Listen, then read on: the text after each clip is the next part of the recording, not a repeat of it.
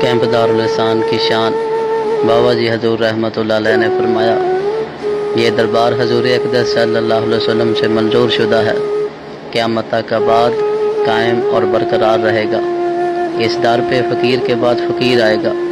फ़कीर का खलीफा फ़कीर होता है ना, क़यामत तक यही सिलसिला चलता रहेगा। और फ़ुक़रा के खुलफा अज़ली नामज़द होते हैं, चुने हुए होते हैं। देखें, शमस ने साबर साहब की खिदमत की, क्या खाली रखा?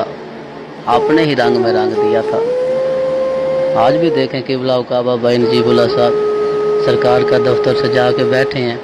उस हदीस की मुकम्मल अक्कासी होती है कि इज़ार आओ ज़ुकिर अल्लाह, जब किसी को देखो तो तुम्हें अल्लाह याद आए।